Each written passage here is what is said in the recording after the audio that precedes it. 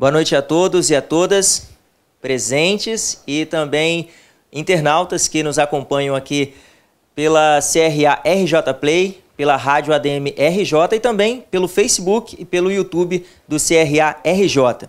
Esse talk show de governança corporativa em saúde, ele é idealizado pela Comissão Especial de Administração em Serviços de Saúde, em parceria com a Comissão Especial de Governança Corporativa aqui do CRA RJ. Nós vamos fechar o nicho na governança corporativa dentro das unidades de saúde, tanto pública quanto privadas. Bom, a definição do que é governança corporativa, segundo o Código das Melhores Práticas de Governança Corporativa do Instituto Brasileiro de Governança Corporativa, o IBGC, é que a governança corporativa é o sistema pelo qual as empresas e demais organizações são dirigidas, monitoradas, incentivadas, envolvendo os relacionamentos entre sócios, conselho de administração, diretoria, órgãos de fiscalização e controle e demais partes interessadas. E a governança corporativa é fundamentada em 4 princípios que serão apresentados pelo administrador e professor José Rezende, que ele faz parte da Comissão Especial de Governança Corporativa aqui do CRA RJ, e após a apresentação de José Rezende, o professor Leonardo Carap vai trazer a governança corporativa para dentro da saúde. Então, convido agora o professor e administrador José Rezende, que é membro da Comissão de Governança Corporativa do CRA RJ, doutor em Administração de Empresas, mestre em Inteligência Competitiva e também pesquisador e consultor associado do Observatório Gerencial Multisan LTDA. Professor, por gentileza, sua apresentação.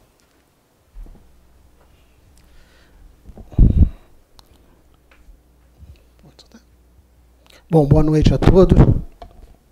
Espero que nos próximos minutos a gente possa ajudar um pouquinho a esclarecer a todos vocês essa ideia que ainda está em desenvolvimento no Brasil a respeito da governança corporativa, quais são as principais vantagens das empresas que aderem a códigos de governança corporativa do ponto de vista da gestão de cada uma delas e quais são os desafios para nós, administradores, em relação a esse assunto, que é um assunto que sequer vem sendo apresentado nas salas de aula dos cursos de graduação com a intensidade que nós, da Comissão Especial de Governança, acreditamos que deveria ser apresentado. Então, a gente vive um cenário sobre governança corporativa que eu procurei trazer para vocês aqui hoje, nessa nuvem de palavras, onde exatamente é a nossa situação. A gente tem uma certa confusão ainda em relação a conceitos, práticas, vantagens, implicações, que problemas decorrem da não utilização da governança corporativa, quais são os custos de implementação de sistemas de governança corporativa, como é que a sociedade pode se beneficiar disso, né?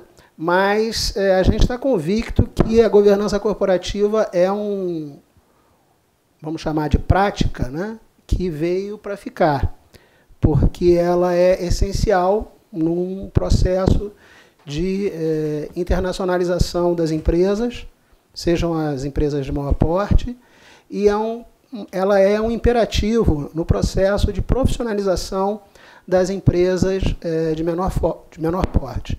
Então, a gente verifica a importância da governança corporativa desde o momento em que a empresa é estabelecida pelo seu fundador, nas startups, por exemplo, onde a gente vê que há uma parcela significativa dos estudantes de administração hoje mais interessados em ter o seu próprio negócio até do que arrumar um emprego numa organização. Então, desde a startup, passando pela empresa familiar, pela empresa de médio porte, grande porte, pela corporação, pela administração pública direta e indireta, né, nas esferas políticas do país, né, nas negociações internacionais, o conceito de governança corporativa precisa se fazer presente, porque cada vez mais nós temos contatos comerciais, negociais, com pessoas que não são exatamente do nosso círculo, pessoas que vêm de experiências de vida, culturas diferentes, e que, se a gente não tiver um protocolo para fazer frente a essas experiências de vida diferentes, né, nós podemos acabar chegando a um ponto, que é o ponto que a governança corporativa procura evitar, que é o ponto de conflito de interesses. Então, assim, se a gente pudesse resumir ao que se dedica a governança corporativa, como é que ela efetivamente pode contribuir para as organizações, a gente diria que governança corporativa é uma busca permanente por evitar conflitos de interesse. Pode passar, por favor. E aí a gente tem dois conceitos que são irmãos, né, são muito próximos, e que a gente gostaria de começar comentando sobre cada um deles, porque a gente vê aí no mercado e até nas salas de aula ainda alguma confusão sobre ao que se dedicam cada uma dessas ideias, né? A ideia de governança e a ideia de compliance, né? Então, nós estamos situando isso dentro da comissão de governança a partir de duas questões onde a gente procura criar um divisor de águas, né? E como no Brasil a gente é um país de frases feitas, né, a gente trouxe duas frases feitas da cultura popular para tentar extrair um pouquinho do simbólico, né, do conceitual de governança e de compliance. Então, a gente tem essas duas frases, né? Combinado não é caro e vale o que está escrito. Quando a gente pensa em combinado não é caro, a gente está pensando em relações, em relacionamentos. Quando a gente pensa em vale o que está escrito, a gente está pensando em eventos e padrões de implementação de rotinas, né? Quando a gente fala de combinado não é caro, a gente está imaginando alguma coisa ligada a como a empresa consegue captar os principais recursos que ela vai utilizar nas suas estratégias e nas suas operações. Então, a gente traz uma ideia como uma ideia de financiamento responsável. Quando a gente fala de governança corporativa, a gente está falando sobre como a empresa, como a organização vai conseguir encontrar os recursos que ela precisa para operar de maneira sustentável, né, sem deixar de levar em conta parâmetros econômicos, parâmetros sociais e parâmetros ambientais. Então, a gente traz essa ideia de financiamento responsável. Como é que a empresa se supre de recursos, né, sem agredir o ambiente, a sociedade e aqueles que aportam recursos econômico-financeiros. Aí? Pode falar. Ok, beleza. Então, quando a gente fala de governança corporativa, a principal ideia que a gente tem que internalizar é a ideia de comportamento, né?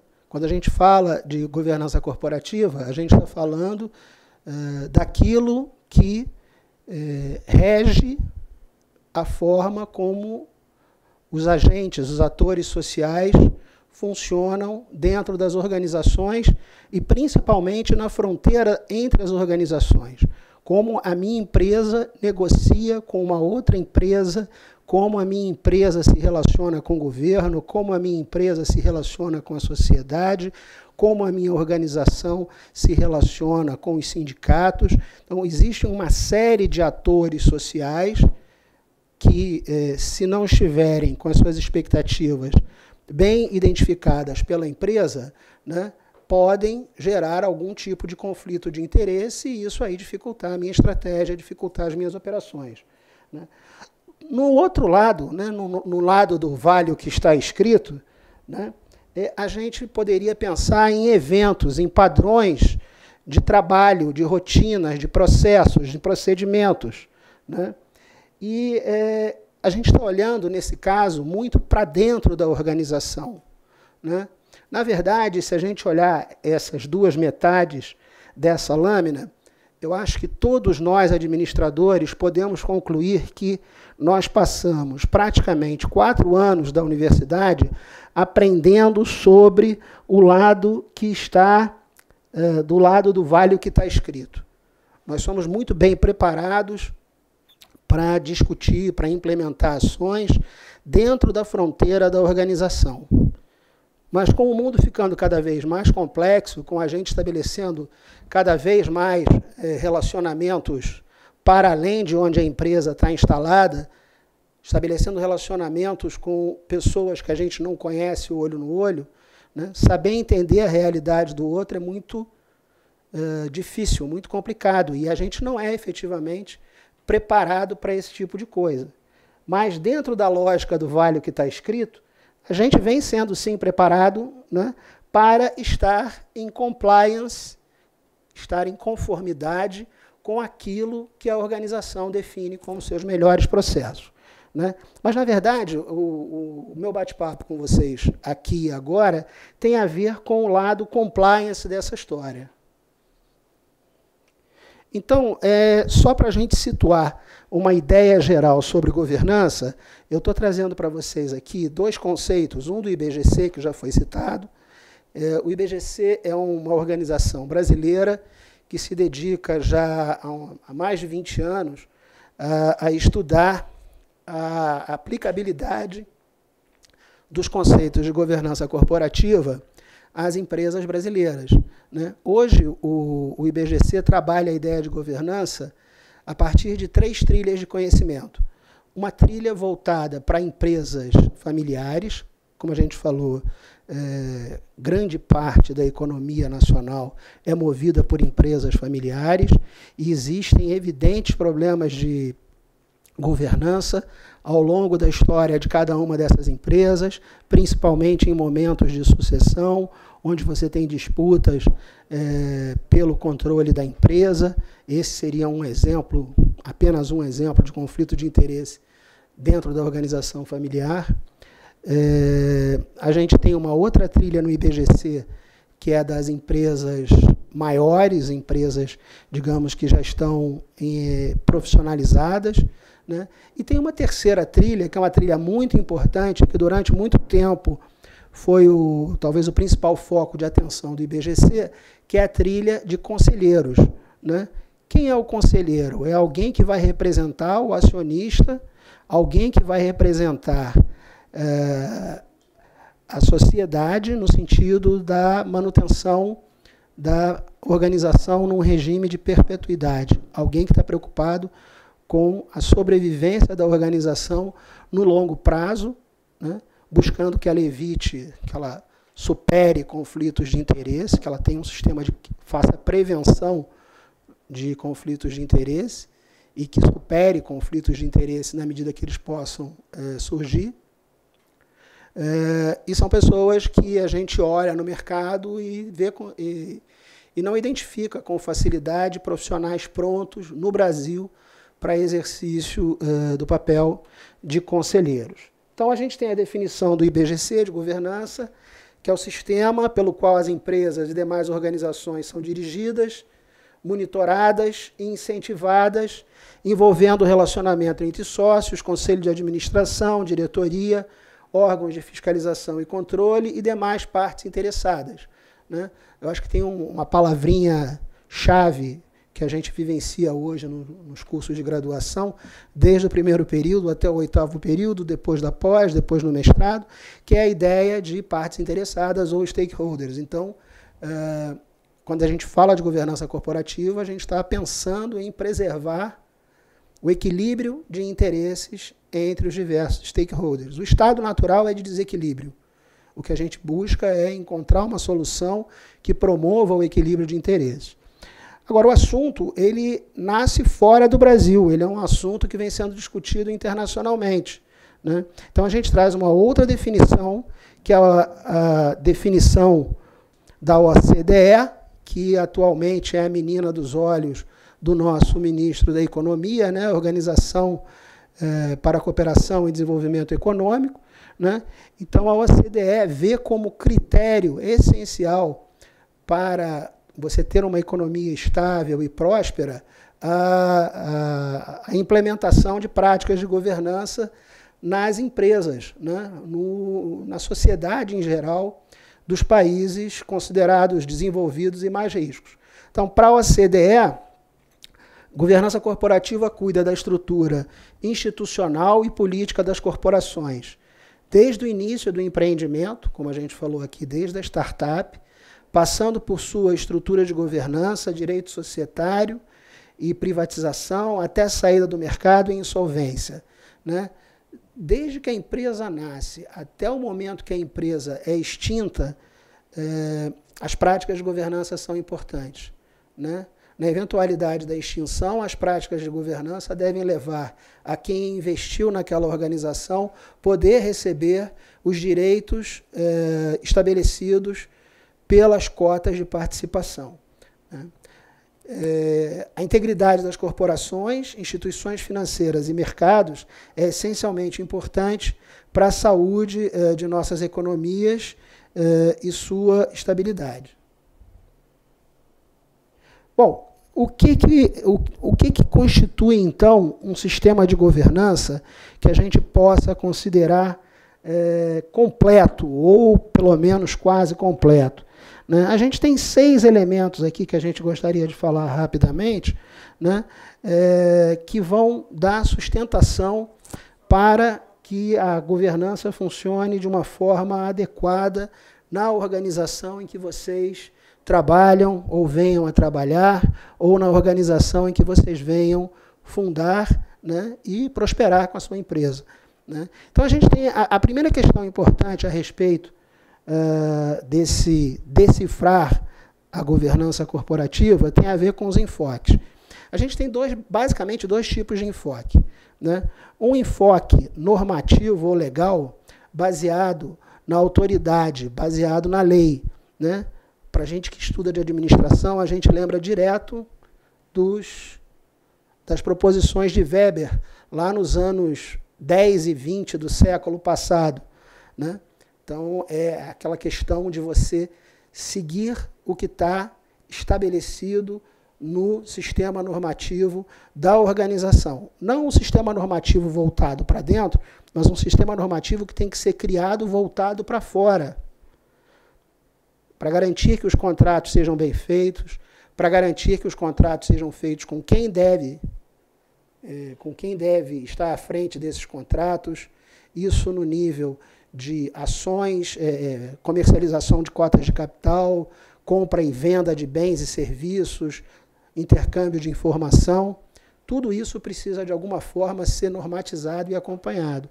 O segundo enfoque de governança, né, é o enfoque comportamental, né? E também para todos nós que estudamos administração, a gente esbarra num outro pensador que a gente poderia colocar como patrono dessa ideia dos estudos em comportamento, que é Herbert Simon, que foi prêmio Nobel. Então, a gente já está aí nos anos 50, ou seja, a governança não é exatamente uma coisa novinha, é uma coisa que já tem algum tempo, né? Aspectos importantes. Regulação. Sempre que a gente fala de governança, a gente vai encontrar uma documentação, principalmente dando suporte ao enfoque normativo legal, né? Se a gente pensar no setor privado, a gente poderia destacar como documentos que conduzem a regulação da governança corporativa o Código de Boas Práticas, do IBGC, a Instrução 586 da CVM, que obriga as organizações de capital aberto a apresentarem uma declaração anual até 7 meses depois da publicação das suas demonstrações financeiras, onde elas têm que informar se elas adotam práticas de governança corporativa e, se não adotam, por que não estão adotando. E outro instrumento de fomento ao uso da governança foi criado pela Bolsa de Valores de São Paulo, né, agora conhecida como B3, que é a classificação de empresas em níveis de governança, e essa classificação do nível 1 até o novo mercado acaba proporcionando às empresas melhores condições de acesso a capital, proporcionam condições diferenciadas de liquidez dos papéis negociados em bolsa, afetam, portanto, bastante as condições econômico-financeiras de funcionamento das empresas do setor privado. E no setor público? Bom, no setor público a gente também tem alguns documentos, digamos assim, basilares, né, documentos de fundamentação. Por exemplo, a Lei da Responsabilidade Fiscal. Ela estabelece alguns critérios de governança para os estados e municípios, né, que precisam ser cumpridos para garantir a saúde dos entes da federação, né.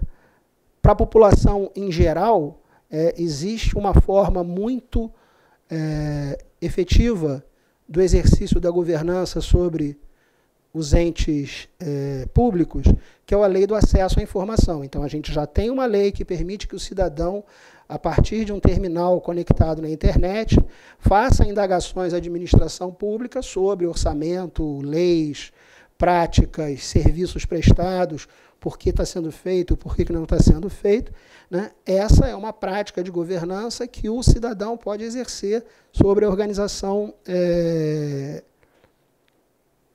pública. Além disso, a gente tem a PEC 45/2009, que estabelece como o sistema de controle interno dos entes da federação precisa ser desenvolvido. Ele tem 4 entidades nesse sistema de controle interno das organizações públicas, que é a ouvidoria, a controladoria, a auditoria e a corregedoria, né? Um aluno da UFRJ fez um estudo bastante interessante sobre o sistema de controle interno aqui do Rio de Janeiro, e eu sei que a transmissão pode estar alcançando outros estados da federação, mas especificamente aqui para o Rio, para os nossos colegas administradores aqui do Rio, o que eu poderia dizer para vocês é que o quadro é desalentador, porque dos 27 estados e municípios da organização, o Rio de Janeiro é o pior colocado como agente de governança corporativa. A gente tem princípios e diretrizes que regem o funcionamento da boa governança, eles são praticamente autoexplicativos: transparência, equidade, prestação de contas e responsabilidade corporativa, né? Na verdade, transparência é você abrir a sua empresa, mostrar o que está acontecendo a quem investiu dinheiro com você, e quando a gente fala investiu dinheiro com você, não é só o capitalista que te empresta dinheiro para você pagar juros, mas os bancos, por exemplo, mas os funcionários que estão ali trocando o dia a dia deles por receber no final do mês, os clientes que te financiam. Então, uma série de atores sociais mantém interesse na empresa. Equidade é o tratamento do acionista minoritário equivalente ao do acionista que tem maior quantidade de ações. Accountability, ou prestação de contas, é a empresa, novamente, garantir que as informações sobre o funcionamento da empresa vão chegar a quem deve. E responsabilidade corporativa é um critério cada vez mais utilizado para que as empresas atinjam o chamado tríplice bottom line, né? Resultado econômico, resultado financeiro, resultado econômico, resultado ambiental e resultado social, né? A gente tem como outro ponto importante da governança corporativa as instâncias, a estrutura, o sistema propriamente interno da empresa, que é desenvolvimento de ações que garantam exatamente um melhor alinhamento entre os sócios, o funcionamento de um conselho de administração para parametrizar o funcionamento da diretoria, uma diretoria que tenha responsabilidades e remuneração definidas e de conhecimento público, um conselho fiscal, que no caso brasileiro é opcional, para que as contas da diretoria sejam melhor apuradas, né? E comitês que apoiam o funcionamento do Conselho de Administração e Conselho Fiscal, que são o Comitê de Auditoria, Auditorias e os órgãos de compliance. Aí a gente chega naquela outra perninha que a gente falou. E a gente tem 4 práticas importantes, que é o Código de Conduta e o Canal de Denúncias. gerenciamento de conflito de interesses, transações com partes relacionadas e política de negociação de valores mobiliários. Eu vou... Pode passar.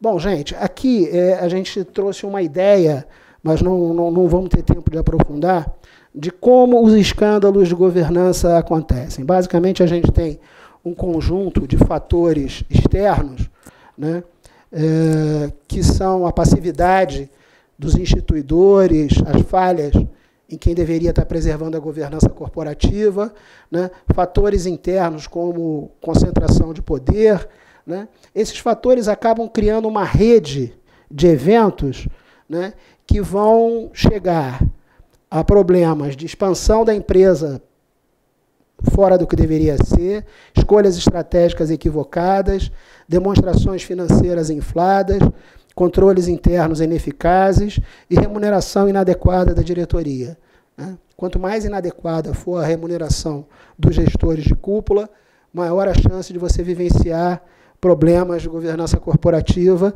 na medida que os gestores trocam objetivos de longo prazo por objetivos de curto prazo, pensando única e exclusivamente em bônus. Soluções para a governança. Encerrando já. Melhorar o processo decisório, ter uma visão permanente de gerenciamento dos riscos, promover a transparência das relações que a empresa mantém com os stakeholders, valorização do agente que instituiu a organização, pensar naquele que criou a empresa e para quem a empresa serve. Criar um mapa de conflitos, da mesma forma como a gente viu o slide anterior, um mapeamento de potenciais conflitos. Toda organização, na medida que ela se profissionaliza, na medida que ela começa a lidar com a complexidade, é interessante que ela faça aquele mapa de causas e efeitos de potenciais conflitos.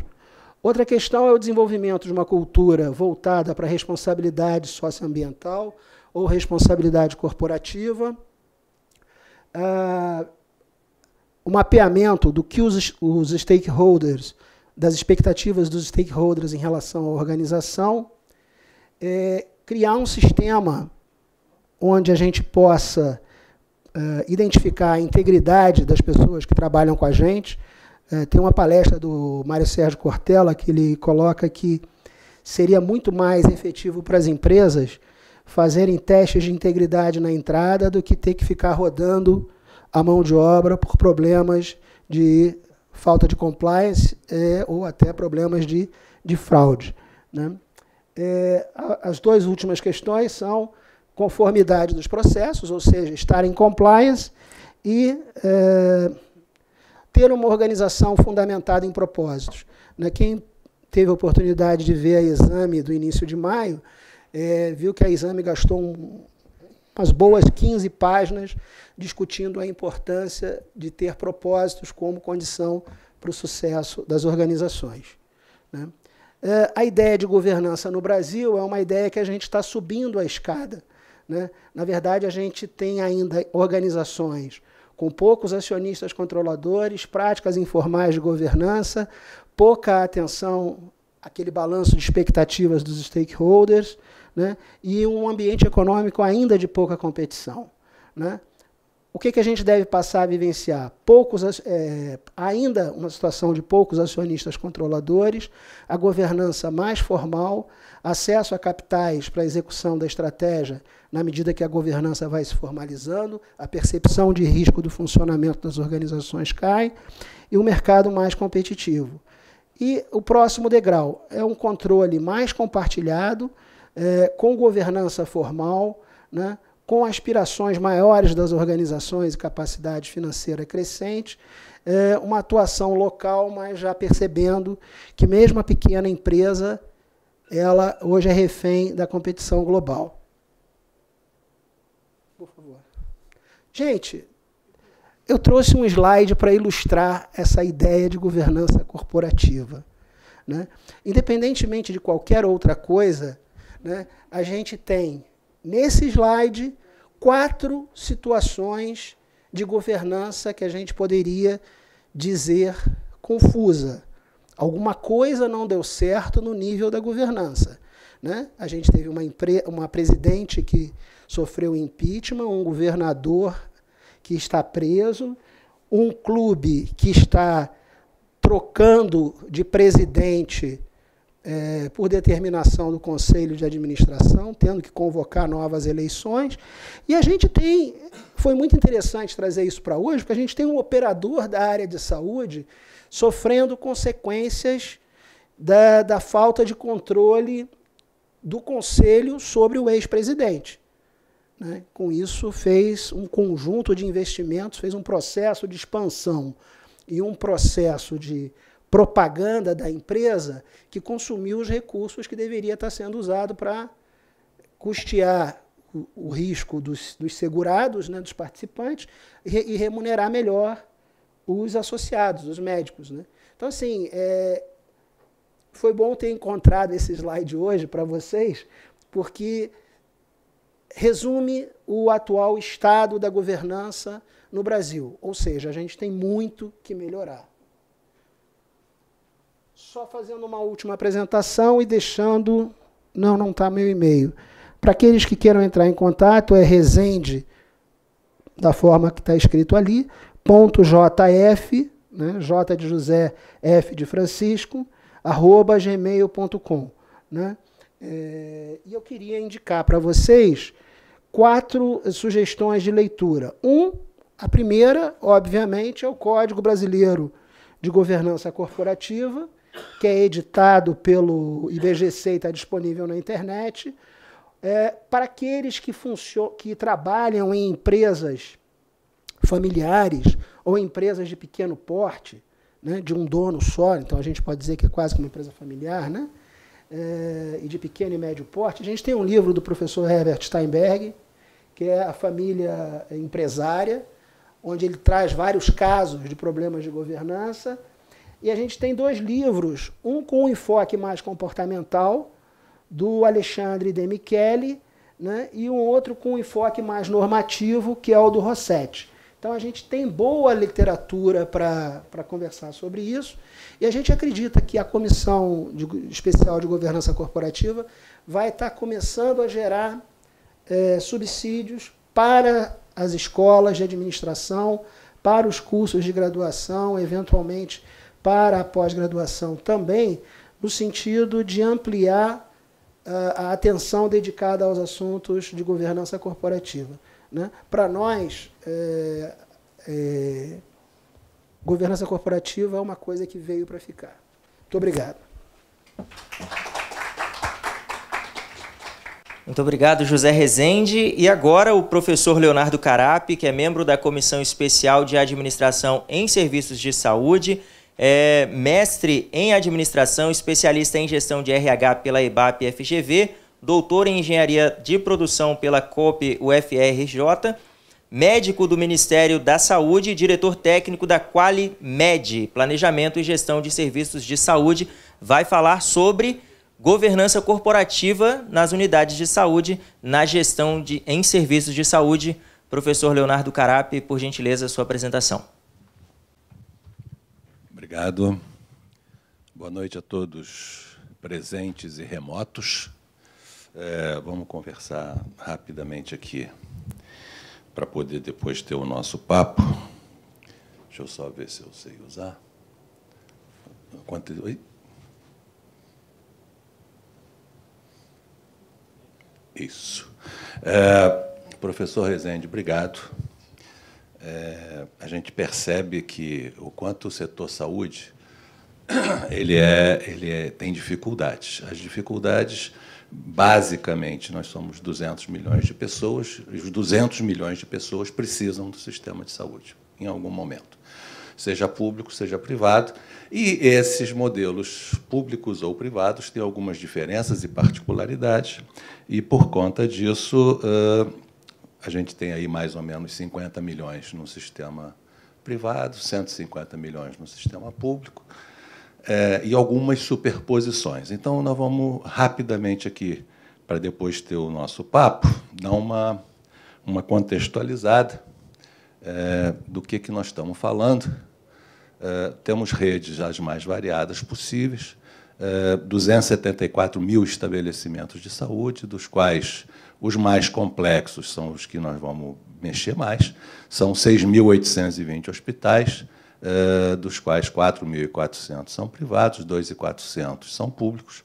200 hospitais são hospitais classificados como hospitais de ensino, e que aí eles têm uma complexidade a mais por conta disso, e aí nós estamos falando aí de 415 mil leitos que precisam oferecer serviço. Então, esse é um dado de contexto.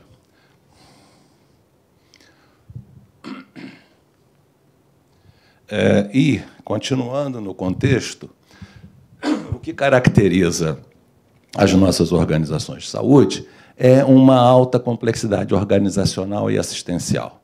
Tanto que, quando a gente começa a falar em governança, em algum momento a gente tem modelos de governança clínica, que são uma dificuldade, e modelos de governança administrativa, que é o nosso objeto de hoje. Então, é um setor de alta complexidade organizacional assistencial, que é capital intensivo e, ao mesmo tempo, é mão de obra intensiva. Poucos lugares, poucos setores, poucas organizações têm essa característica de ser mão de obra intensiva e capital intensivo.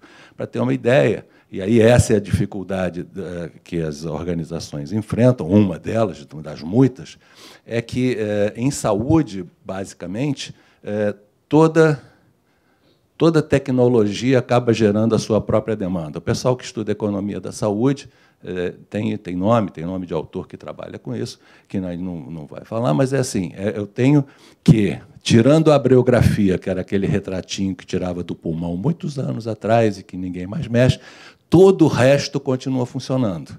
Então, você chega em serviços que tem PET scan e você acha lá um raio-x velho que dá para fazer tomografia na mão. Ninguém sabe o que é tomografia na mão, mas é uma coisa que se fazia há muito tempo atrás, com várias coisas. E, ao mesmo tempo, é mão de obra intensiva. Você, tirando alguns setores que são mais automatizados, o resto, a mão de obra é muito importante, trabalha muito. E uma característica, e esse é o grande desafio para a governança e para a gestão de organizações de saúde, é que é um setor que tem, de uma maneira geral, baixa profissionalização de gestão e fragmentação. Essa fragmentação, quando a gente fala em 274 mil estabelecimentos de saúde e 415 mil leitos, a fragmentação, é claro que ela é muito deletéria, e aí a gente tem que brigar para profissionalizar e tentar acabar com essa fragmentação. E aí algumas soluções são possíveis. Só para falar rapidamente aqui, nós estamos, ano passado, o setor público gastou aí 260 bilhões e o orçamento total da saúde, os gastos de saúde, tiveram na casa de mais de 564 bilhões de reais. E aí, eu estou meio preso aqui, mas é porque eu gostaria muito de estar do lado de lá, mas... assim, nós vamos trabalhar assim, nessa tentativa de acabar com a fragmentação, a gente começou a trabalhar soluções de rede. E as redes de atenção são uma solução necessária e obrigatória, mas as redes têm que ter uma base de profissionalização que demanda você ter modelos de governança e gestão para isso. Então, aqui eu peguei uma rede de atenção a urgências. E aí, nesse contexto de rede, nós temos uma coisa para começar a mexer, que é a complexidade. Vamos imaginar aqui, eu tenho diferentes arranjos possíveis quanto à esfera de governo de origem. Então, vamos imaginar aqui o seguinte, eu tenho um hospital aqui, que é um hospital federal. Eu tenho uma central de regulação, que é do município polo daquela região metropolitana. Eu tenho uma unidade básica, que é do município, e eu tenho uma UPA, que é estadual, que não deveria ser, mas o Rio de Janeiro, especificamente, tem UPAs estaduais, não sei exatamente por quê, mas tem. Aí tem atenção domiciliar, que em alguns lugares ela é ligada ao hospital, mas aqui ela pode estar separada. E aí eu tenho aqui um ambiente de complexidade, porque, de cara, eu tenho 3 esferas de governo de uma coisa que eu decidi que vai ser uma rede. Se eu tenho uma rede onde eu tenho 3 unidades diferentes, de 3 esferas, e que tem comando diferenciado, eu vou ter que ter um modelo de governança para isso. Então, essa subordinação à rede demanda a organização de um novo modelo de tomada de decisão e de prestação de contas. Como é que eu vou trabalhar com isso? E aí é o que eu tenho, que o professor Rezende ensinou para a gente aqui, que é um modelo de governança, que é a forma como as organizações orientam o seu processo de tomada de decisão e definem a quem cabe prestar contas, e de que maneira, e de que forma, e para quem. Então, esse conjunto de processos, costumes, políticas, leis, normas, tal, a maneira como eu vou fazer, como é que eu vou administrar ou controlar. A estrutura de governança especifica como deveres e responsabilidades são distribuídos entre as diferentes partes interessadas.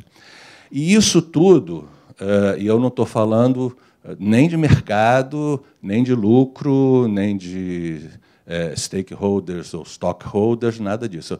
Os nossos stakeholders são os pacientes, né? E são as pessoas que estão lá e que nós vamos ver mais na frente nas estruturas colegiadas se eles têm alguma capacidade de interferência ou não. Mas eu, de uma maneira ou de outra, a minha governança ela é responsável que eu tenho que criar um ambiente de confiabilidade interna e externamente. Então, isso tudo tem que estar aqui para que isso rode. Então, tem um modelo aqui que imagina que isso pode ser regionalizado. Então, são as redes de atenção à saúde regionalizadas, onde eu tenho aqui a atenção à população, a atenção primária como porta principal de entrada, e aqui as minhas redes secundárias, terciárias e toda a questão. E a governança, imagina-se, então, que eu tenho uma forma de comissão de intergestores regionais que são capazes de dar conta disso. Mas, na prática, significa que aquela unidade toda complicada que a gente tinha de várias esferas, elas precisam ter um modelo e um sistema único para toda a rede, com esse propósito de missão, visão, estratégia, definição de objetivos, metas, tal, curto, médio e longo prazo, articulação política institucional e desenvolver capacidade de gestão necessária para planejar, monitorar, avaliar e fazer o desempenho dos gerentes e dos resultados. É complicado. A gente tem certeza absoluta que esse negócio tem dificuldade de rodar. Então, esse modelo aqui, só que a referência do Mendes, que é um professor da ENSP, da Fiocruz, é de 2009. Nós estamos em 2019, então tem 10 anos, e a gente continua tentando ver como é que a gente conseguiria ter, ou não vamos conseguir ter um modelo para isso. Ainda no ambiente da complexidade, eu tenho arranjos organizacionais, fatores físicos, tecnologia e fatores sociais, que o ambiente... E aí, de novo, além de ser de todas as esferas, as unidades em si são unidades complexas. E aí eu tenho características desse ambiente da unidade. Ele é multiprofissional. E ele é multiprofissional e, por isso, ele é multicultural, porque cada profissão daquela é a sua corporação, a sua formação, de como é que ela veio. Existe superposição de objeto de trabalho. Não é pouco frequente você encontrar numa unidade complexa pessoal disputando se aquele objeto de trabalho, quem é que vai atuar, se isso é meu, se é seu. E aí isso significa que eu tenho a coisa pior dentro das organizações, quer dizer, pior que eu digo, mais difícil, mais fácil de criar conflito, que é a gestão de poder. E aí eu tenho subordinação a diferentes esferas de governo, como a gente viu, e busca de hegemonia intra-organizacional e interorganizacional. Então, se eu consigo, digamos, pensar nisso, eu tenho que perguntar se eu tenho um modelo de governança único definido para uma região de saúde. Ou se eu tenho, pelo menos, por esfera de governo. Ou, se eu não tenho nenhuma coisa nem outra, se cada uma das organizações de saúde individualmente tem o seu próprio modelo de governança. E, com muita frequência, essas respostas são todas negativas. Então, esse esforço grande de desafio que nós temos é para trabalhar como é que a gente consegue resolver isso. Agora, além disso tudo, eu tenho um problema de governabilidade também. E aí a gente tem que separar o que é governança, o que é governabilidade, e aqui eu tenho uma charge muito bonitinha do presidente Temer, discutindo governabilidade com os pares.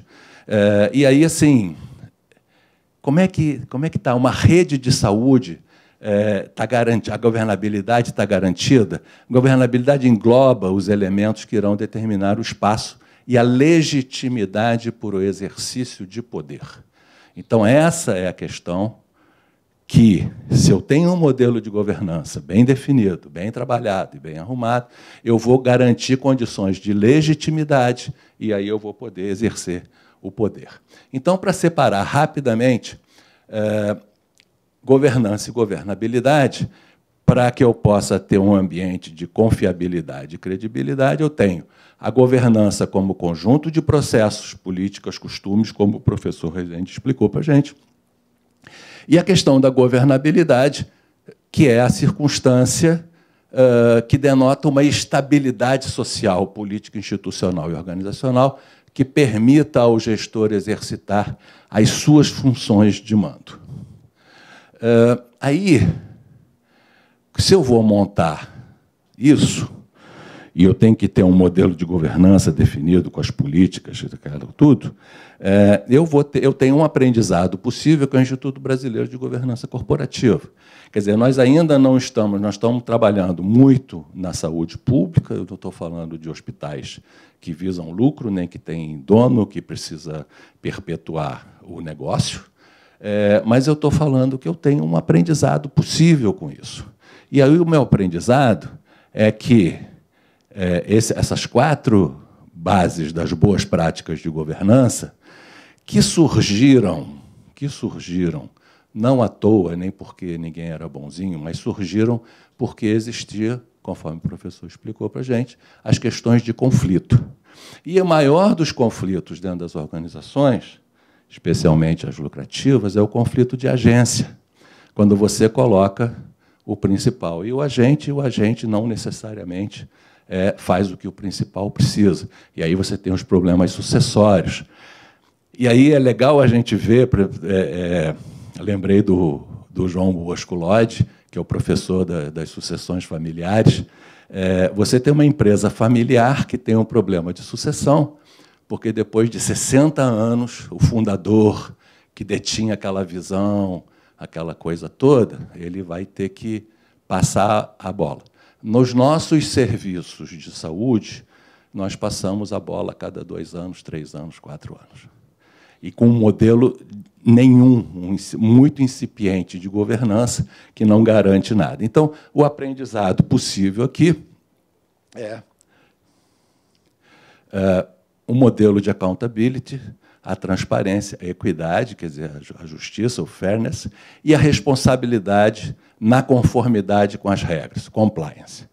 Vamos imaginar que as nossas organizações de saúde tivessem isso.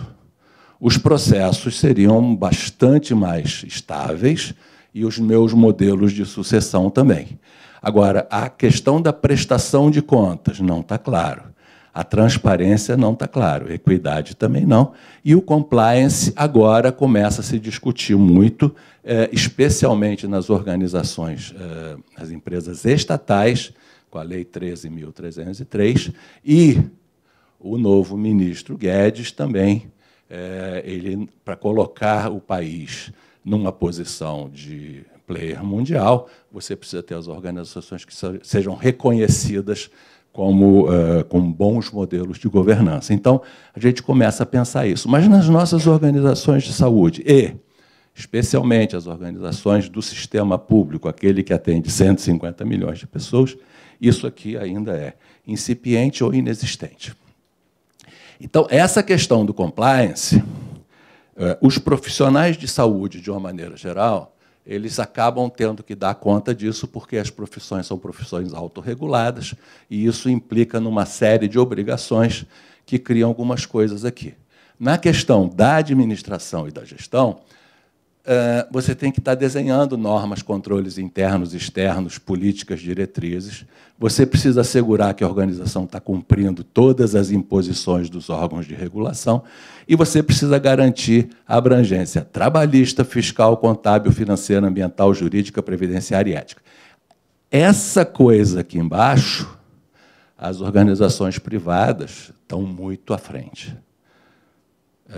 Não sei se é porque elas são boazinhas, talvez seja porque a fiscalização seja maior, né? Parte-se do princípio que o setor público é do bem.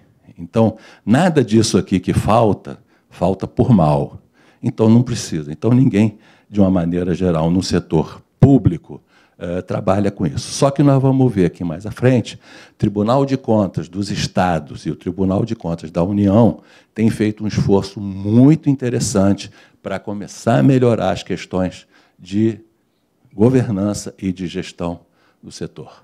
Então, aqui, por exemplo, em 2014, o Tribunal de Contas começa a fazer uma diferenciação entre governança e gestão e começa a criar as relações entre governança e gestão e começa a trabalhar com um instrumento de avaliação, que é um instrumento de autoavaliação, na verdade, ele é autorreferido, mas que tem um valor muito interessante.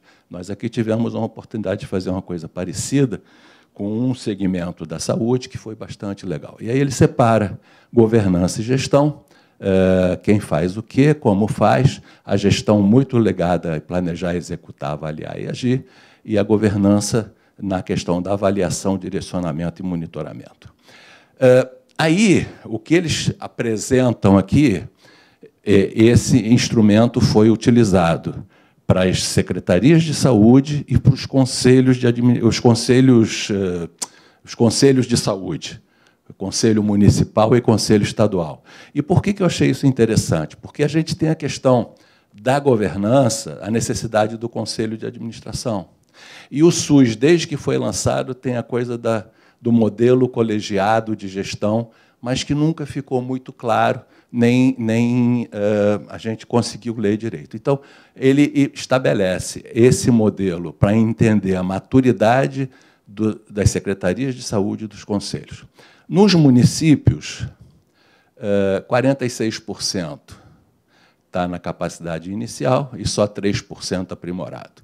No âmbito estadual, 52% na capacidade inicial e 7% no estágio aprimorado. Significa que tem muito o que andar, mas mostra que é um esforço que já foi feito, está dando certo, e basta não esmorecer e não abandonar. E aí vamos ver os hospitais, que são as unidades complexas, e aí eu vou trazer rapidamente uma pesquisa de hospitais da Europa Ocidental, Associação Europeia de Gerentes Hospitalares. Aqui as dimensões de governança escolhidas e de gestão, tipo de unidade, tipo de remuneração, modelo de orçamento, gestão financeira, grau de autonomia de cada unidade, modelo de resolução de conflitos, a transparência, o envolvimento dos médicos na gestão, os modelos de auditoria e os incentivos à direção. Então, aqui tem elementos de governança interessantes. E os indicadores utilizados são equilíbrio financeiro, produtividade, os desfechos, acessibilidade, pesquisa de satisfação, queixas e relatórios, e existência de um quadro de mando integral, mapa estratégico, ou qualquer coisa desse sentido. Aqui, no Brasil, a governança em saúde apresenta um bom desenvolvimento no setor privado. E aí nós temos aqui um destaque especial para a ANAP, que é a Associação Nacional de Hospitais Privados, e para o Colégio Brasileiro de Executivos de Saúde, SEBEX. Então, para quem estiver interessado, tem uma série de materiais disponíveis para procurar, que são exemplos de hospitais vinculados à ANAP, que têm modelos de governança implantados e experiências, e o SEBEX, mesma coisa. Já no setor público, os desafios ainda são grandes. Então, é importante, além disso que está acontecendo até agora, desenvolvimento de modelos de carreira para administradores de saúde certificados, como uma ferramenta para a falta de continuidade da gestão. Nós temos um problema muito forte, que é falta de continuidade na gestão. Isso você pode observar, isso vai criando dificuldades. Se a gente voltar aqui para olhar, esses conselhos de saúde, o SUS é de, sei lá, começou com SUDES, depois SUS. Desde que fizeram os primeiros conselhos municipais, estaduais e tal, eu me lembro a Fiocruz, Escola Nacional de Saúde Pública, fazendo curso para formação de conselheiro. Então, assim, Instituto Brasileiro de Governança Corporativa, conforme o professor Rezende mostrou para a gente, tem uma trilha de formação de conselheiro, de conselho de administração. Aqui também tem, mas não funciona. Não sei exatamente por quê. Qualquer pessoa que participa de reuniões de conselho de saúde vê que tem uma dificuldade, talvez por omissão, por falta de interesse, ou não sei o que a gente pode alegar. Mas os nossos conselhos ainda têm que trabalhar muito. Por conta disso, existe um esforço aqui do CRA e do CFA que talvez essa qualificação, né, desenvolvimento de modelos de carreira para o administrador de saúde. Então, um administrador de saúde certificado, com qualificação, e que você cria um cargo, uma carreira para eles, possa suprir essa falta de continuidade da gestão. Quase terminando, vou botar aqui 3 riscos e 3 soluções possíveis. O risco, quando a gente tem modelos não definidos de sucessão, falta de profissionalização e essas coisas todas, é o risco de modelos exóticos e modelos alternativos de gestão. Os modelos alternativos de gestão, eles são plenamente justificáveis, desde que a sua organização tenha maturidade para isso. Se eu não sei o que eu estou contratando, se eu não sei o que eu estou comprando, se eu não sei o que eu estou medindo, já dizia aqui a Casa de Administradores, quem não mede não administra. Então, eu compro um serviço que eu não tenho nem clareza que eu estou comprando serviço, eu acho que eu estou comprando mão de obra, eu acho que eu estou comprando... Quando a gente pesquisa isso, é muito interessante, ver o que cada um imagina, mas quando você está comprando serviços, você tem que ter clareza do que você está comprando. Então, se você tem clareza do que você está comprando, você precisa ter um contrato. E, se você tem um contrato, você precisa ter capacidade de gestão para esse contrato. Então, esse risco aqui, ele conflui para você ter muita chance de ter um conflito de agência. E esse conflito de agência se dá porque você, primeiro, não tem proprietário. O proprietário é o povo. Às vezes, você tem proprietário que é um grupo de médicos que fundou um hospital e foi morrendo e ficou para as famílias, e as famílias não necessariamente são da área de saúde, então você pode ter uma organização privada de saúde que também tem essa dificuldade, tem conflito de agência, e a gente viu isso várias e várias vezes ao longo da história. Então, esses riscos têm que estar avaliados. E as soluções possíveis você colocar boas práticas de governança na organização, você ter um contrato claro e capacidade de gestão desse contrato, e aí a obrigatoriedade de você amadurecer a sua organização. E aí, por fim, os desafios são você superar o paradigma do assistencialismo, porque as organizações de saúde elas têm essa capacidade de dizer que uma vida não tem preço, que eu tenho que fazer o máximo possível, que o administrador está me atrapalhando e que eu sei o que é melhor para o paciente. Sabe, claro que sabe, mas existem coisas que precisam ser conversadas. Depois, ultrapassar o gerencialismo puro, que é o rebote disso. Então, eu jogo todo o assistencialismo para o lado e viro o gerentão, o sargentão, naquela lógica do gerencialismo, que também não funciona, e aí eu vou buscar atingir governança clínica e institucional. E aí criar competências gerenciais e qualificar a gestão. É um desafio enorme, muito grande. Nós estamos há muitos e muitos anos por conta disso, e o nosso grande desafio é, efetivamente, profissionalizar a gestão de saúde. Muito obrigado.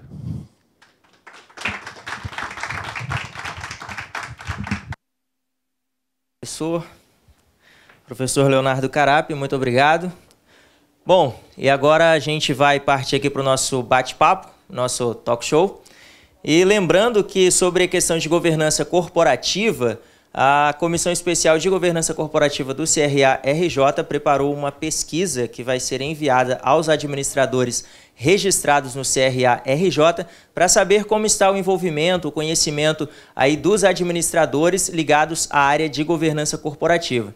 Então você que é registrado no CRA-RJ, fique atento ao seu e-mail, olhe lá na sua caixa de spam para ver se não foi para lá. Para você responder a essas perguntas que serão enviadas, são apenas 29 perguntas, podem ser respondidas online, pelo computador ou pelo seu smartphone, e você vai contribuir e muito para a questão da governança corporativa. E quem está na área da gestão hospitalar, da gestão de serviços de administração em saúde, também deve participar dessa pesquisa para poder, né, a comissão saber como está o seu nível de conhecimento nessa área. Então, daqui a pouco eu já chamo de volta o administrador José Rezende e também o professor Leonardo Carappi para esse bate-papo aqui. Então, José Rezende, por favor, tome o lugar ali. Professor Leonardo Carappi também, por gentileza.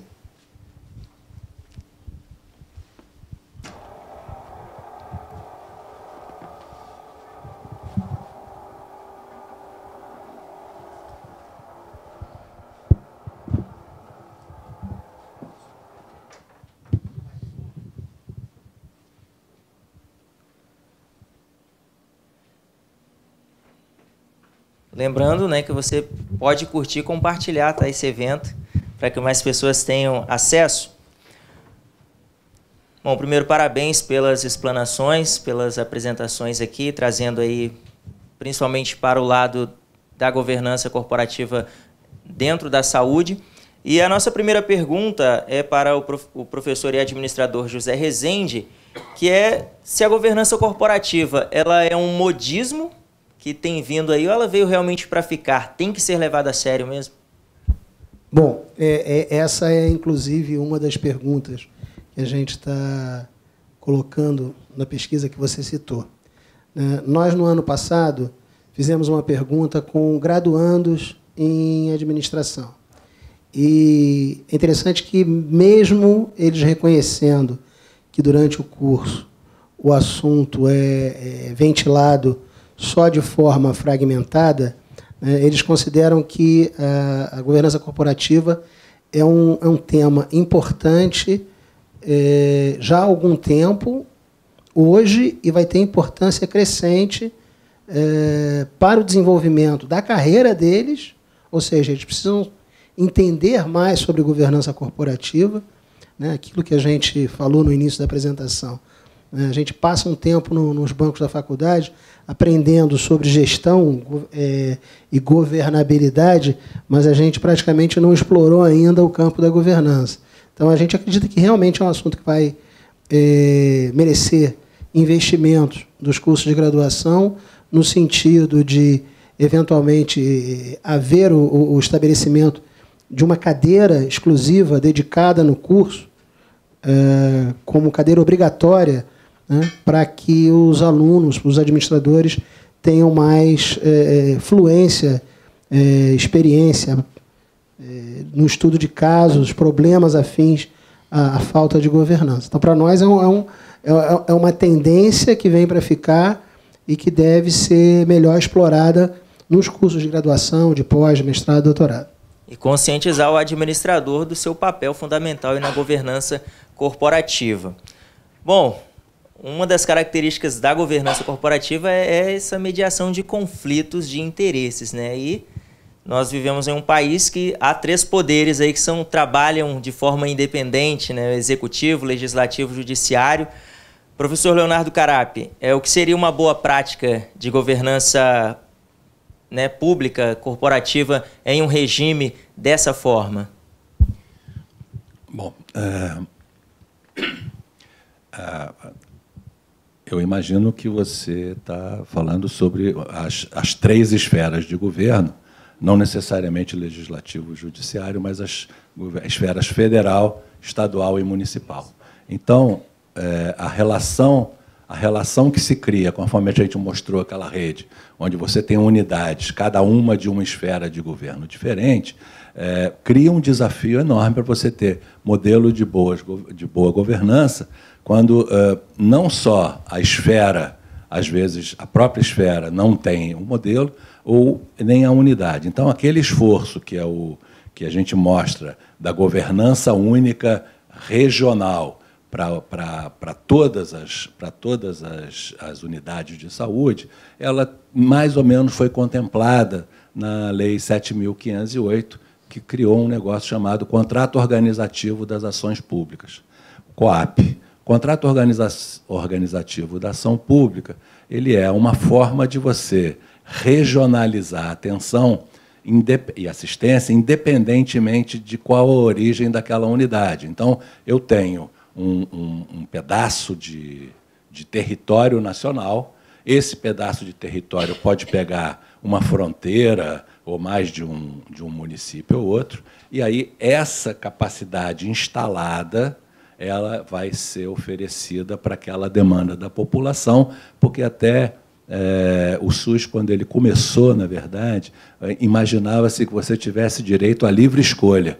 E isso foi sendo abandonado com o tempo, porque fica difícil de você fazer. Mas o contrato organizativo, ele diz o seguinte: para essa população aqui de 200 mil pessoas, não importa se é federal, se é estadual, se é municipal, eu tenho um modelo de governança que me garante a forma legítima e confiável de eu oferecer assistência. Então, esse modelo tripartite, ele ainda precisa receber uma aperfeiçoada.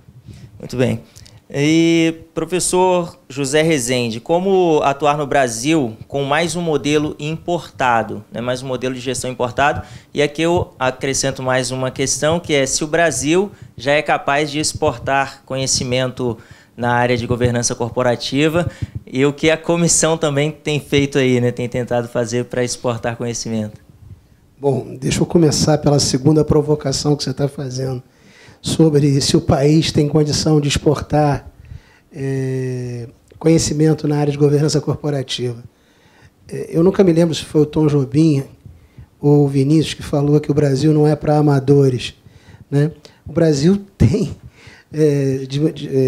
a condição de exportar, no campo do conhecimento da governança, muita coisa exótica, né? O Brasil tem algumas práticas que até Papai do Céu duvida que ainda são implementadas, né? Para nós que estudamos administração, eu criei uma alegoria interessante, é como se fosse possível ter reunido no tempo Dom João VI e Max Weber, né? Se fosse possível um diálogo entre os fundadores do país, Dom João e Dom Pedro, né? E Max Weber, e Weber recomendando a imparcialidade, a impessoalidade, o apego ao que está escrito, e Dom João e Dom Pedro respondendo: deixa disso, o importante é fazer amigos.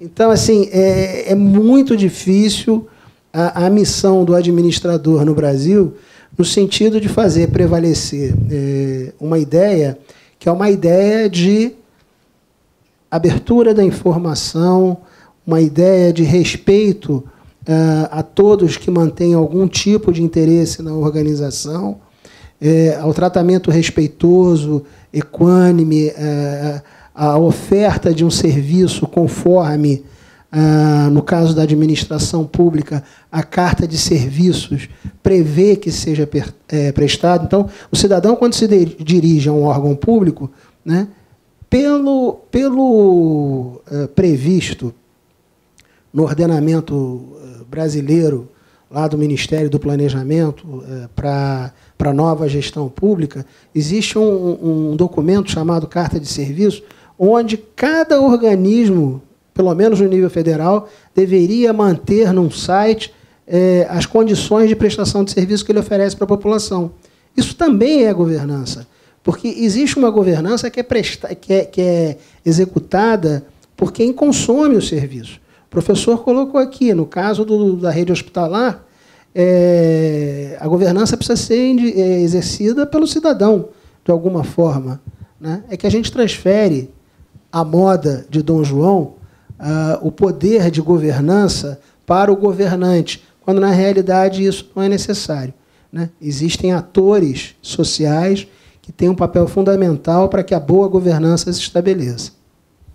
E agora, quanto a atuar com mais um modelo importado, é um problema ou como o senhor enxerga essa situação? Na verdade, assim, tem uma outra frase muito interessante que é o seguinte: todo dia de manhã, a cultura organizacional ou a cultura nacional vai se alimentar de qualquer outra prática de gestão. Então, assim, você tem que conhecer a cultura, né, trazendo para o Brasil as práticas de acordo com a nossa realidade.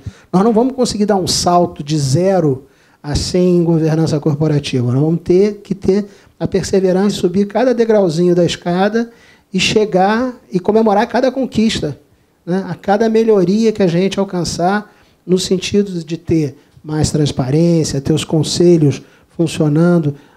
Por exemplo, na área de saúde, existem os conselhos de saúde. Nas organizações, de forma em geral, tem os conselhos de administração, né? O empresário não gosta de alguém de fora dando palpite. Mas, na verdade, a permanência, a continuidade das organizações depende desse palpite externo, né? Então, assim, a gente tem a obrigação de utilizar os bancos da universidade para discutir o que é melhor lá fora e que pode ser aplicado aqui dentro. Pensar global e agir local, né? Sem dúvida. Respeitando as particularidades. Além do que, 20 anos de Instituto Brasileiro de Governança Corporativa já criou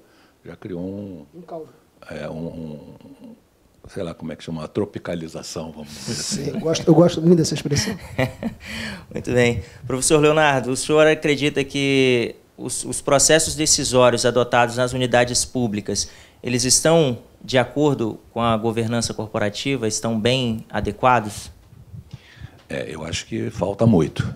Primeiro que é difícil você entrar numa organização de saúde, até mesmo em algumas privadas, em que você tenha claramente definido o que é a carta de serviço, ou vamos dizer assim, qual é a regra, o que nós fazemos, por que nós existimos.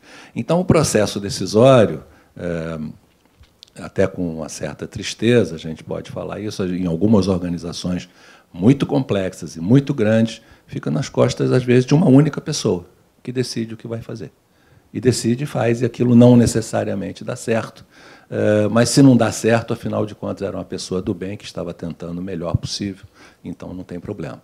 Mas, na verdade, tem muito problema, porque os recursos são muito finitos, e como a gente falou, que o setor saúde é um setor que tem a gente vê, tem uma inflação própria, tem uma demanda tecnológica imensa e uma incorporação de novas tecnologias muito grande, demanda muito recurso. Então, significa que, cada vez mais, na área da governabilidade e da gestão, você precisa ter capacidade de usar os recursos eficientemente. E o uso eficiente de recursos demanda alguma coisa da lógica das políticas, dos modelos de controle, das auditorias, para que isso fique claro como é que você vai tomar como é que você vai tomar essa decisão.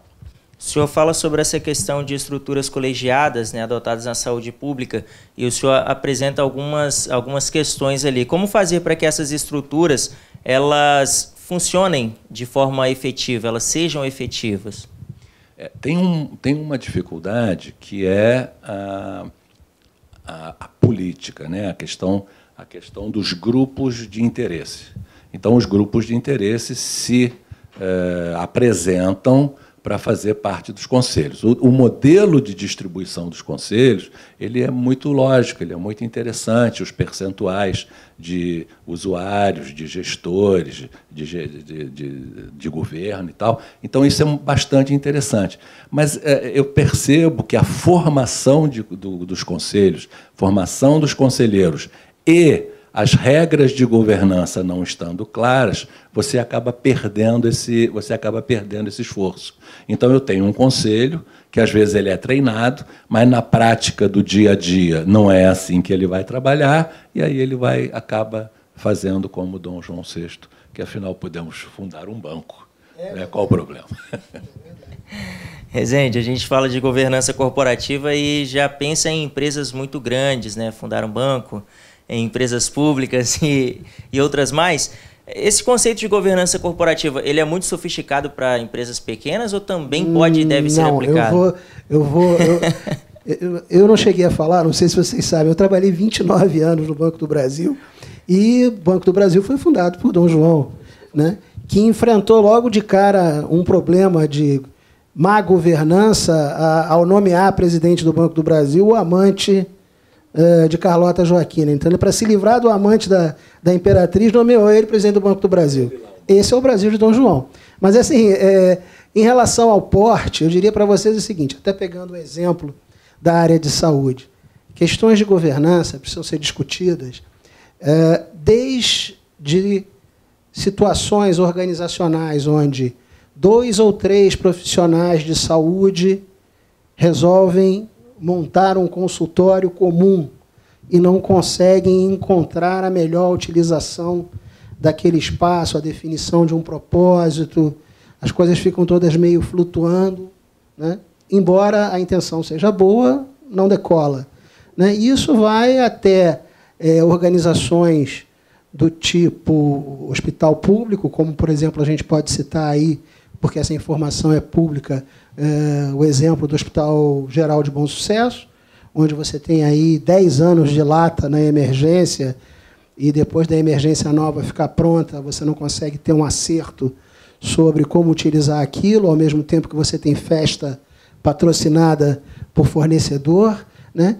E isso vai também aos planos de saúde, que são uma necessidade de uma parcela grande da população, onde você tem desencontro de contas, fornecimento enviesado de informações aos segurados, aos participantes, e quando você vê, vai estar um rombo enorme de dinheiro e que o participante vai ser chamado a contribuir. Na área de saúde, isso particularmente tem a ver com o fato de que a tecnologia aportada está fazendo com que a gente viva mais. Não sei se a gente está vivendo melhor, mas pelo menos a gente está vivendo mais. Os custos em medicina são enormes. Então, assim, a falta de governança dos planos, na identificação de melhores políticas, melhores estratégias, melhores fontes de financiamento, melhor custeio, né, fazem com que a cada troca de gestão todos esses assuntos sejam rediscutidos. Então, simplesmente você não sai do lugar. Então, assim, uma estrutura de governança vai fazer com que você avance. Sem governança, a tendência é a inércia, né, que é, para mim, a força mais poderosa e perversa que existe no nosso universo. É a gente ficar parado no lugar. E a gente falando sobre a nomeação do presidente aí do Banco do Brasil, a gente acaba entrando na questão de RH, nessa estrutura de RH, porque a governança acaba necessitando de líderes, de pessoas que façam acontecer. Há muitos desafios, professor Leonardo, nessa questão de estruturação, de pessoal para trabalhar na gestão da saúde pública? Existe. O professor Rezei estava falando da inércia de ir para frente e tal. Existe uma coisa muito, muito maléfica na gestão, e na saúde a gente vê muito isso, que é o looping. Você vai, aí tem uma crise, aí você volta. Aí você vai, tem uma crise, você volta.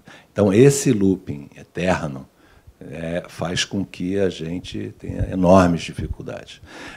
No modelo de gestão, e aí eu não vou nem falar em governança, porque as regras não estão claramente definidas, a política não está clara, não tem a carta de serviço, quer dizer, não tem a forma como as diretrizes são orientadas. Mas, durante muitos e muitos anos, a gente trabalhando na Escola de Saúde Pública, com curso de gestão, preparando as pessoas, a gente percebe que essa falta de continuidade de gestão ela é fatal. Então, você tem profissionais que começam a entrar nesse modelo, começam a trabalhar bem, profissionais de saúde, inclusive, que têm nível gerencial também, é importante, porque a gente não consegue fazer uma organização de serviços de saúde, trabalhar só com administradores, então essa questão da multiculturalidade, da multiprofissionalidade e tal, ela é importante. E quando você começa a preparar essa pessoa, tem um processo sucessório que afasta todas essas pessoas e traz um monte de pessoas novas. Então, esse é o primeiro grande desafio. Significa que a gente precisa ter um modelo que ele seja estável e permanente, independentemente do nível de direção que pode mudar à vontade. Então, seja lá cargo de gerência, de direção, de confiança, eu propugno que, mesmo assim, essas pessoas têm que ter um quadro de formação, uma formação mínima, sem a qual ele não deveria estar ali. Mas, ainda assim, sai desse nível, o resto tem que ser profissionalizado. Por isso que nós estamos com esse esforço grande de certificação de administradores em saúde, para que a gente possa ter um quadro profissionalizado, que consiga entender o que é governança, que consiga entender o que é governabilidade, que consiga entender as necessidades estratégicas e táticas para você tocar uma organização dessa complexidade e ficar ensinando, lembrei de uma coisa muito interessante, ficar ensinando para esses que vão mudando e trocando toda hora, você tem que ter alguém que seja responsável pela continuidade e que possa ensinar, doutor, isso aqui é assim, doutor, isso aqui é assado e tal. Então, esse quadro é que é o quadro mais importante, é o quadro que seja suficientemente bem formado, bem estabelecido e com uma carreira, quadro de carreira, para que ele possa fazer a continuidade da gestão. Rezende, os profissionais da administração ligados à governança corporativa enfrentam um grande desafio, que é enfrentar diretores, presidentes, donos das organizações. Como eles precisam se posicionar para serem respeitados diante daqueles que têm as ações nas suas mãos? Bom, isso aí é a famosa pergunta de $1 milhão, né? O que acontece? Vou arriscar. O que acontece? Acho que o primeiro degrau dessa escada é o degrau da independência. Quem assistiu o Fantástico no domingo passado viu a reportagem da Raposa, do Cruzeiro, né, onde a diretoria estabeleceu para os conselheiros cargos na estrutura do clube remunerados. Como é que esse conselheiro vai ser independente a ponto de cobrar contas da diretoria, cobrar que a diretoria não estabeleça zonas de conflito propositais dentro do clube para que alguém arbitre e ganhe dinheiro em cima daquela organização sem que eles sejam independentes? Então, assim, a independência do conselheiro ela é muito importante. Então, ele não pode servir a dois senhores, ele não pode estar no conselho de duas organizações que competem no mercado, porque ele vai ter acesso à informação privilegiada de uma e de outra. Então, a independência é um fator importante. Agora, a independência depende de reputação. Reputação depende de experiência. Experiência depende de capacitação, né? Se a gente for fazer essa coisa aí da chamada regressão ao infinito, igual uma criança de 5 anos ficar perguntando por quê, a gente vai chegar a um ponto comum, que é a questão da educação. Então, assim, enquanto a gente não se preocupa em colocar o tema governança no currículo escolar, né, no banco da faculdade, né, sensibilizar o coordenador do curso para que ele provoque na diretoria da faculdade a mudança do currículo, ou provocar o agente público para que nas diretrizes curriculares de educação se coloque como tema obrigatório do curso de administração o ensino da formulação de políticas e as boas práticas de governança, a gente está deixando o tempo correr, né? Eu diria assim, governança é que nem dinheiro, não admite desaforo. Se a gente não cuidar bem, ela vai, em algum momento, voltar contra nós.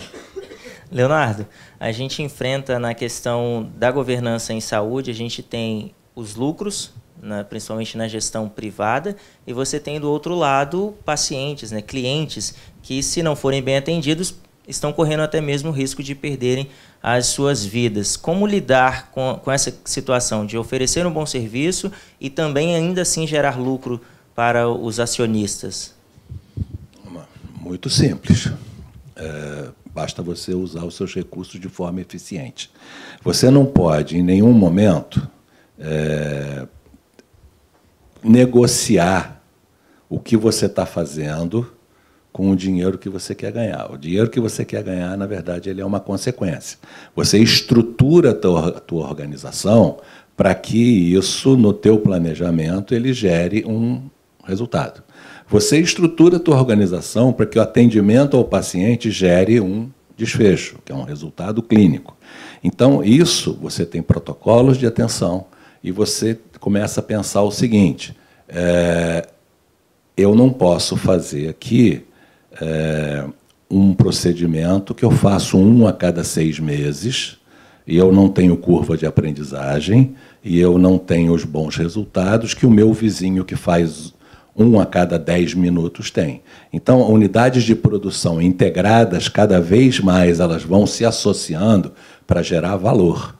Então, nessa geração de valor para a sociedade, para o paciente, para os desfechos, você acaba tendo o uso mais eficiente de recursos.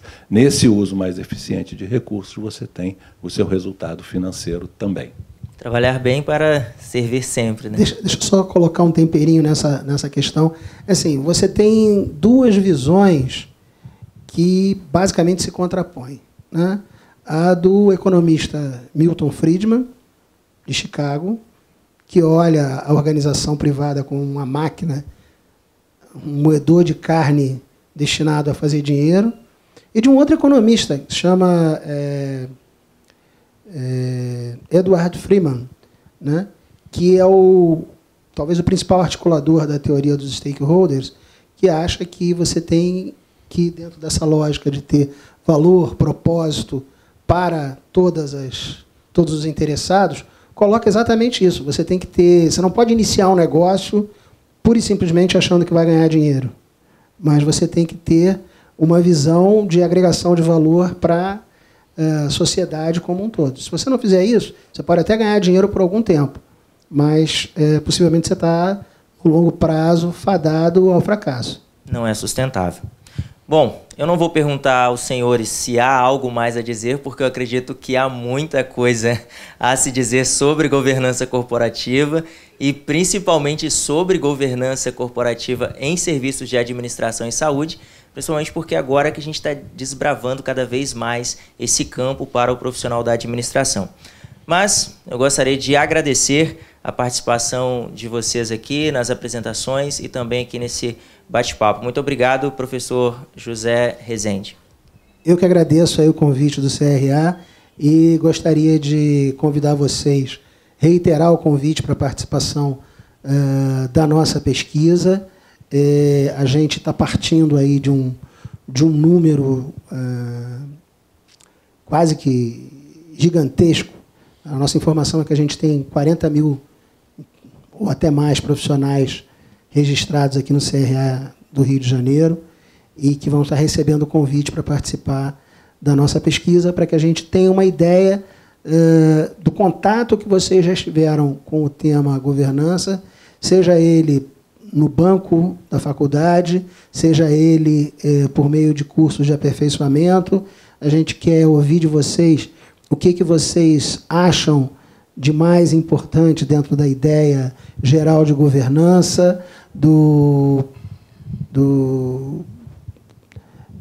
princípios de governança, dos mecanismos de governança, das práticas de governança, como é que vocês veem isso na vida das empresas de vocês e como é que vocês conseguem encaixar isso numa trilha de desenvolvimento profissional de cada um de vocês. Professor Leonardo Carappi, muito obrigado também pela sua participação aqui com a gente. Eu que agradeço, é uma satisfação muito grande participar da Comissão Especial de Administração de Serviços de Saúde, e eu queria falar que nós também estamos com uma pesquisa em curso, que é exatamente uma pesquisa para a gente conseguir entender o que o administrador está fazendo dentro das organizações de saúde. É um processo grande, porque cada organização nossa ela é diferenciada, então a gente precisa arrumar uma série de segmentações, mas nós vamos tentar entender exatamente isso. Como é que o profissional de administração se insere nos serviços de saúde, como é que ele está trabalhando, em que nível ele está agregado e o que ele está conseguindo fazer. Muito obrigado a todos. E vocês aqui presentes, muito obrigado pela participação de vocês, por terem vindo aqui. Aproveitem, né, para ampliar o network aqui com os especialistas nessa área. E vocês também que nos acompanharam pela nossa CRA RJ Play, pela Rádio ADM RJ, pelo Facebook e pelo YouTube do CRA RJ. Muito obrigado pela audiência, fique bem e até o nosso próximo encontro. Tchau.